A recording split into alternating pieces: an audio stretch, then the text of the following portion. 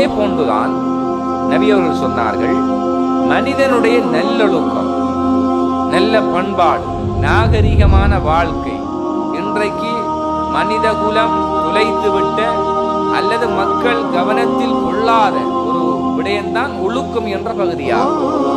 இன்றைக்கு ஒழுக்கம் ஒரு கடுமையான சரிவை நோக்கி நகர்ந்து கொண்டிருக்கின்ற காலம் இது. எனவே யாரிடத்தில் ஒழுக்கம் இருக்கிறதோ அந்த ஒழுக்கம் அவனை நாளை மறுமையில் அவனுடைய மீசானை கதிக்க வைக்கும் என்று சொன்னார்.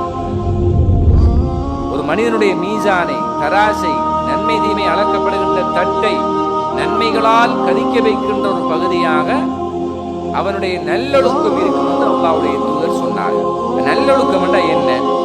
உண்மை பேசுதல், நேர்மையாக நடந்து கொள்ளுதல், சின்னவங்க கண்டா பெரியவங்களை கண்டா சலாம் சொல்லுதல், பெரியவர்கள் சிறுவர்களோடு செய்தல், மிகவும் அந்நியமாக பாசத்தை பயிரக்கூடிய மாதிரி நடந்து கொள்ளுதல், ஏழை எளியவர்களுக்கு உதவி செய்தல், இப்படியான நல்ல பண்பாடுகள் இவைகள் ஒரு மனிதனுடைய மீசானை கதிக்க வைக்கும் என்றால் நம் வாழ்க்கையில் எவ்வளவு நன்மைகளை இதன் மூலமாக அடைந்து கொள்ளக்கூடியதாக இருக்கும்.